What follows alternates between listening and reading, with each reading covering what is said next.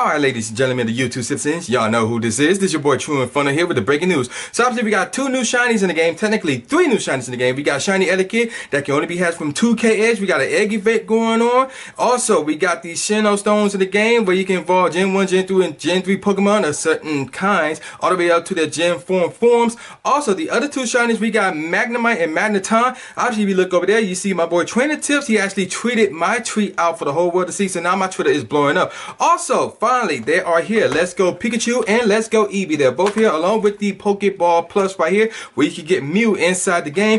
Also, Melton you can get from these games right here into your Pokemon Go game. Also, Professor Daddy have a new quest for everybody. Speaking of Melton, which involves Melton, and it's about 9 steps. So yeah, get to that. And that's it for all the news along with the CP changes and things of that nature. So with that said, y'all know who this is. This is your boy the new Jay Gatsby, aka New Stephen A. Smith, saying peace out, y'all. Now see y'all next time. Yeah.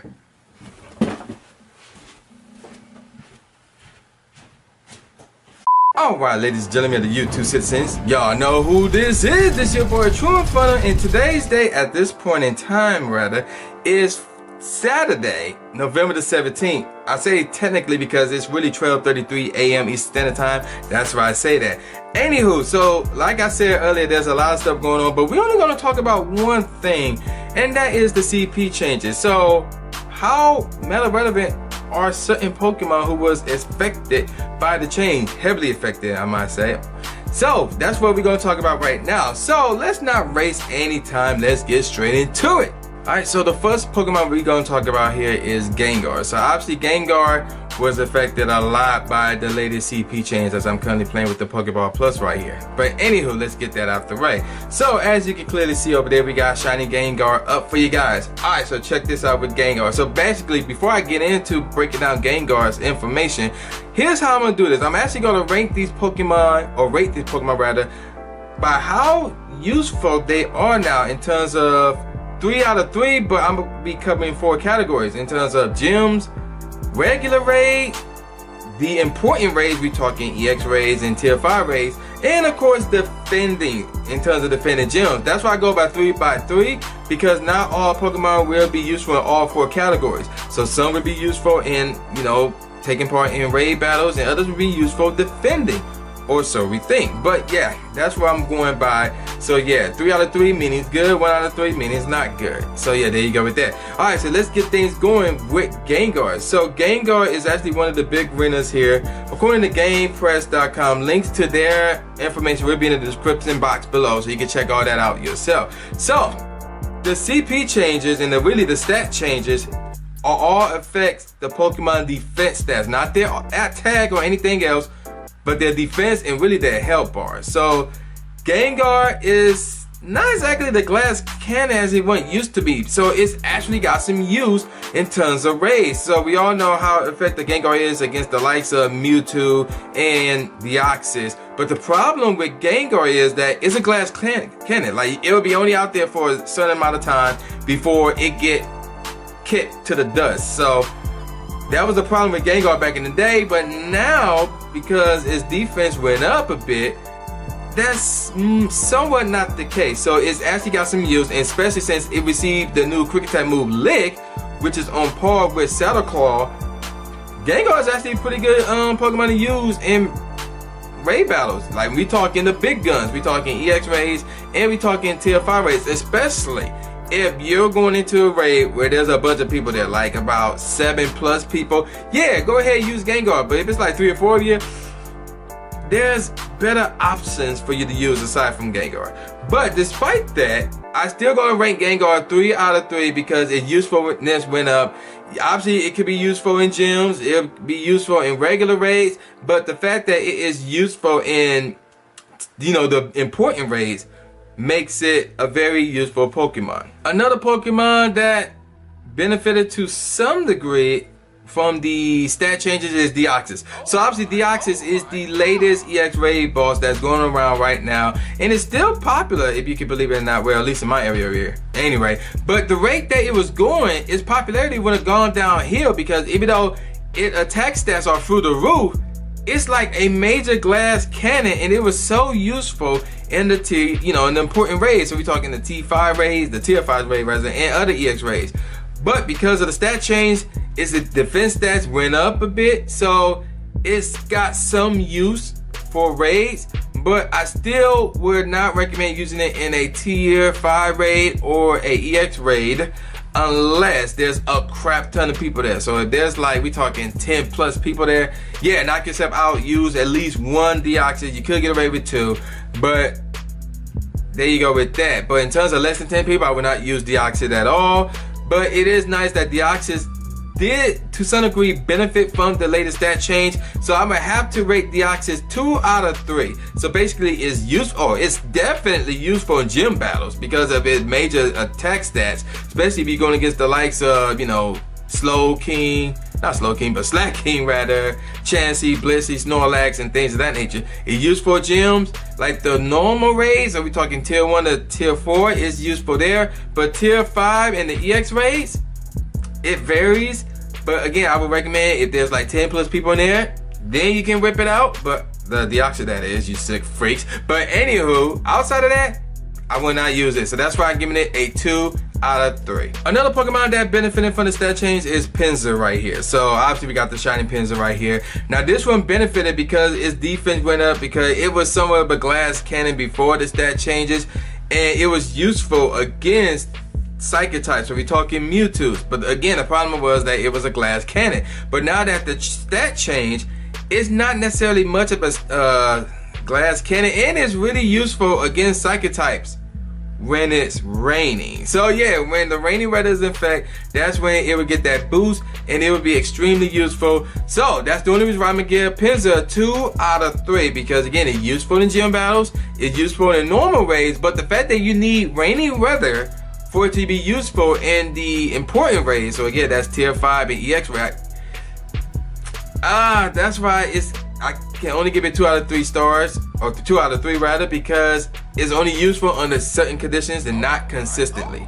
That's why it's 2 out of 3 for Pinsir. Scizor is in the same boat as Pinsir, so again, it's got usefulness when it's raining only. That's why it's also 2 out of 3 as well. So you can use it in the gym battles and the normal raids, but when it comes to the big guns, tier 5 and the EX raids, you need that rainy weather for it to be useful. Outside of that, I wouldn't bother using a Scizor. There's better options to use in tier 5 raids and in EX raids than a Scizor, to be honest. Alright, next on the list, and this one is a bit of a surprise actually, and that one is Breloom. So as you can see over there, there's Breloom. So Breloom actually, in terms of fighting types, have the highest DPS. Yes, even higher than Machamp. However, the overall damage output, the total damage output rather, still belongs to Machamp. So in terms of pure fighting types, Machamp is still king. However, if you want to alternate, then Breloom is your best bet right here.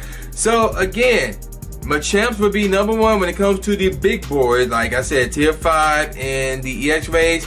But you know, Breloom ain't a bad second choice. It's not a bad second place choice if you gotta use fighting types. So Breloom is up there, and for me, it gets a 3 out of 3 for me because of the fact that its stats went up to the point where its DPS is higher than Machamp, despite the fact that its total damage output, or TDO, that's what we're gonna call it now, is still lower than Machamp. Alright, next up on the list is Machamp right here. I mentioned him already, so despite the stat changing, it is still the best fighting type to use in a game. Now, like I said, its DPS is lower than Breloom, but again, it's not by much. It's about like what, 0.361. So again, you're not really missing much by using Breloom over Machamp, especially since the total damage output still favors Machamp, and it also got that boost as well, even though I named it Machop. Let's move on to the next one actually. Much better. Machamp. There you go with that. But yeah, so like I was saying though, Machamp is still your best bet, and I'm still giving it 3 out of 3 stars. This is your go-to fighting move, or fighting Pokemon, or fighting type rather, to use and whatever raid that it is you're doing, and also any gyms that you're doing as well. Again, Breloom is not a bad choice, especially if you don't have a lot of Machamps. But yeah, Machamps is still the king of all the fighting types in Pokemon Go. Alright, now we're gonna move on to my boy Charizard right here. So Charizard actually got a major increase and from the stat changes. Actually, some of the starters did actually. So Charizard is now amongst the top tier fire type Pokemon for you to use. Now, is it better than Entei? No, unfortunately not. Is it better than Moltres? No, unfortunately not. But it is still up there. I'd say it's above Flareon, it's above Blaziken rather. We'll talk about that one in a second. So Charizard is up there. In fact, its DPS is actually higher than Entei, but in terms of total damage output, not so much. It is third on the list behind Moltres and Entei, and in that order in terms of total damage output, and is actually second when it comes to DPS. So that's pretty interesting right there. So I'm gonna have to give Charizard a 2.5 out of 3. And again, it's useful in gyms, it's useful in normal raids, but when it comes to the big boys, I mean, you got Moltres and you got Entei. So if you want to use Charizard because you don't have either one of those, or you have better IV version of Charizard to some degree, I mean, knock yourself out, especially if there's a crap ton of people in your party. But aside from that, I recommend you rely on Moltres and then Entei, but Charizard is a good improvement. So yeah, don't sleep on my boy Charizard. Alright, next up on the list is Blaziken. So Blaziken also received a boost from the stat change as well. However, I still wouldn't necessarily use it in the big boys, even though it is third in DPS. But the problem is its total damage output amongst like Entei, Charizard, Moltres, and even Flareon. Blaziken is dead last when it comes to total damage output. But again, with the DPS placing it at third, I have to give this one a 2 out of 3. So useful in gym battles, it's useful in normal raids, but when it comes to the big boys, I wouldn't use it. There are better options out there in combination with Blaziken, not exactly up there yet. So that's why I'm giving it 2 out of 3. Next up is Sceptile, and as you can see, I got that 100% Sceptile right there. Now this one took a big boost, especially in the HP department, more so than any other starter when it comes to the HP department, that is. Now, because of the boost, it places up amongst the top tier grass type Pokemon. So we talking the likes of Venusaur right there, but the problem is there's really nothing else. We'll talk about Meganium later on down the road, and there's not really any other grass type there yet. And I would put Sceptile at the 2 out of 3 range, and here's why. Because again, gym battles, yeah.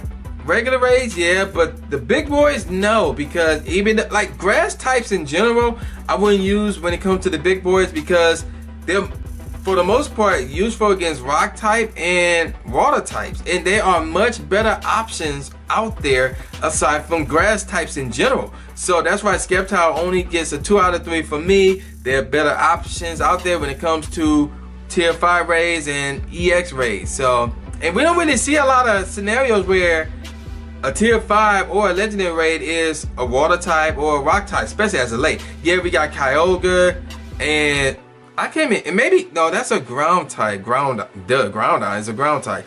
But in terms of a rock type legendary, I can't recall us having one. But water type is obviously, you know, you got Suicune and you got Kyogre. But again, there's better options for you to use outside from any grass type, whether it's Sceptile, Venusaur, whatever.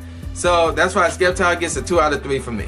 And to save us some time here, so basically the next 5 Pokemon are starter type Pokemon. So we talking the likes of Blastoise, Meganium, Typhlosion, Feraligatr, and Swampert. So all 5 of those Pokemon, yeah, they did get a boost from the recent stat change, but they're not really relevant. They're not really close, unfortunately. That's especially the case for Blastoise and Meganium, in my opinion. So I had to give all 5 of those Pokemon 1 out of 3. There's only useful in gym battles, but in terms of rating, I mean, don't matter what type of rating you're doing, there are much better options out there. You'll be wasting your time, and you'll be pushing your time limit if you use any of those 5 Pokemon for any type of raid, whether it's tier 1 up to tier 5. Okay, maybe I was exaggerating with tier 1. You could get a raid with using some of those Pokemon for tier 1 raids, maybe even tier 2. Anything higher than that?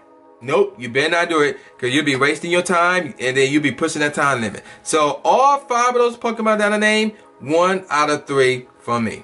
Alright, so again, saving some time, I'm going to talk about Kyogre and Groudon here fittingly enough. But anywho, they are still the best amongst their types. So Kyogre, obviously the best water type to use, and Groudon is the best ground type for you guys to use as well. Even though the stat change didn't really help them as much in comparison to everybody else within their respective types. But they are still far above everybody else because of their move set and because where the stats was at prior to this and after this. So Kyogre is still your best bet in terms of water type. It's still 3 out of 3 for me. Same with Groudon, 3 out of 3 for me. But obviously Kyogre will be the king of the water types for a good minute. Groudon, it depends. There's a lot of variables with that one, but we haven't crossed that bridge yet. So when it comes to ground types, it's Groudon without question. When it comes to water types, it's Kyogre all day. Alright, next up is Moltres, and as you can see, I got my Hundo Moltres right here, even though it's missing some help, so let's change that. Much better. Alright, so yes, I got 2. But yeah, anywho, let's talk about Moltres. So Moltres, yes, it did get a bit of a buff, obviously more than Entei, but I wouldn't necessarily say as much as Charizard did.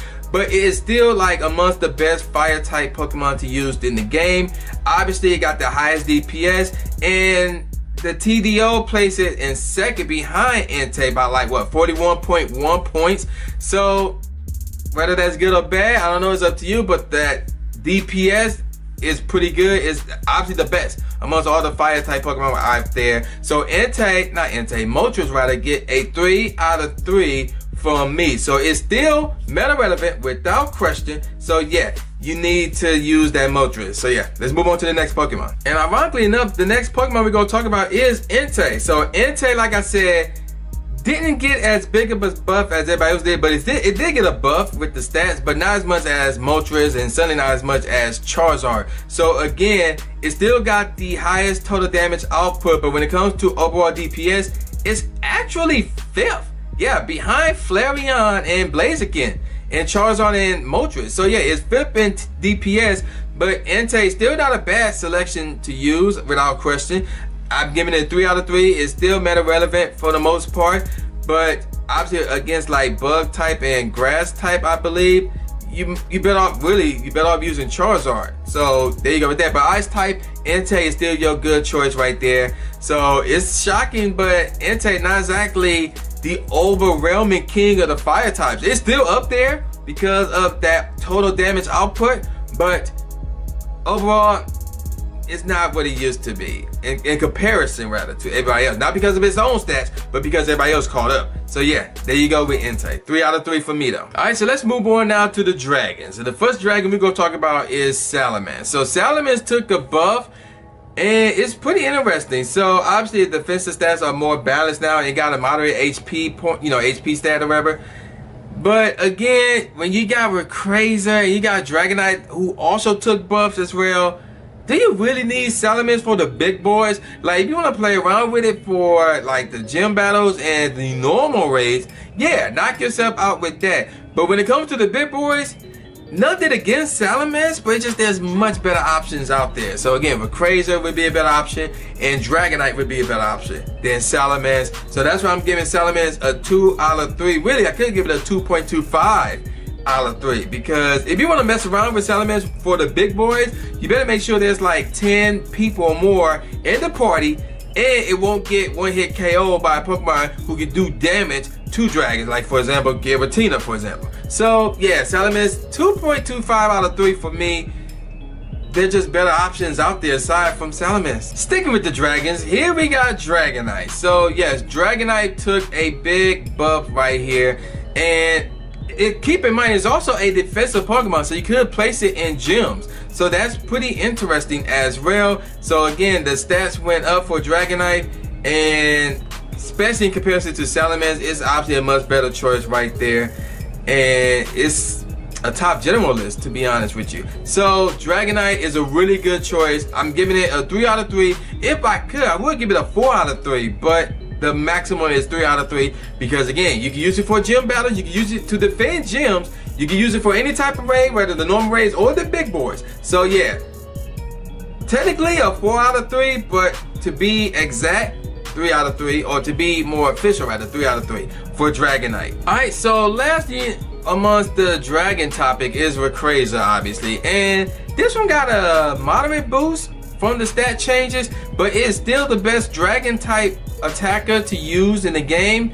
But in comparison to the boost that the other dragons got, like for example Dragonite and Salamence, Rayquaza's okay in terms of the boost, but overall it's still the best dragon tag in the game. That's why I'm giving it a 3 out of 3, because you can use it in gyms, you can use it for any raid, normal or the big boys. So Rayquaza your best bet, but without question Dragonite is not a bad secondary option. You could even make that your first option, depending on the IV differential between the two. So yeah, Rayquaza is your best choice when it comes to dragon type attackers. So here's one of the more disappointing effects from the latest stat changes. That's Hariyama right here. Obviously I got my shiny right there, and this one took a hit, to be honest. Now, did it go down? No, it didn't go down, but compared to Machamp and even Breloom, it didn't get that big of a boost, and it got the same moves at the other two, but it got low attack points to begin with, so the boost didn't really help Hariyama, and they're just clearly better options for you in terms of fighting type Pokemon. So I'm gonna have to give Hariyama a 1 out of 3.